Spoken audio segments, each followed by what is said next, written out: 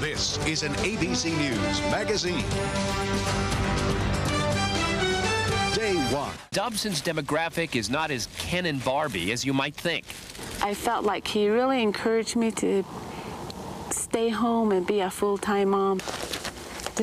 When full-blooded Navajo Gina Blake's youngest son died 11 years ago of a brain aneurysm, Focus on the Family was there, backing her up with comforting phone calls, letters, and Dr. Dobson's advice for dealing with loss. When you're hurting, that's when you're really looking for an answer, and that's when he's available. Today, is there anything you wouldn't do for Dr. Dobson? He can come and live in my house if he needed to. Would you express your views on the degree to which healthy individual families are related to a strong and healthy nation? Is there a connection between those things? Yes, I don't believe you can have one without the other. A strong, healthy nation. Without that, the family unit is the very base. And I just finished saying a little while ago to another group that as the family goes, so goes the nation. First of all, Kyle, you have cerebral palsy, don't you?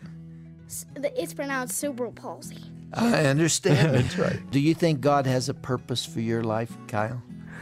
I know God has a purpose for my life, but I know it's not going to be anything too important. How do you know that? You don't know what God has for you. What would God do with a boy with cerebral palsy? Oh, Kyle, he can do wonderful things with you. I know, it's just there are billions of other kids out there.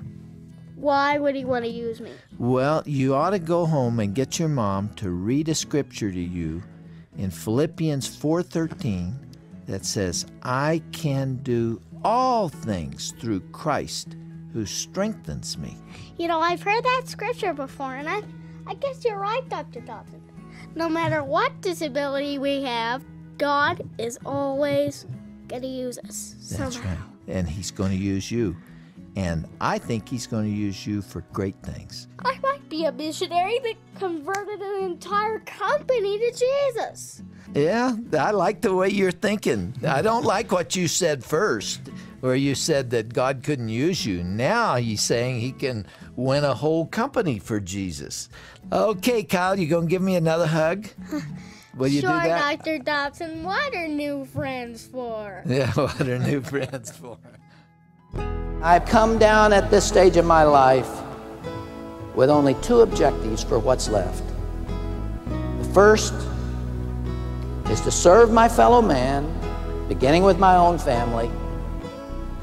And the second is to be acceptable to the God who made me, and to hear those words, how I want to hear those words, well done, thou good and faithful servant.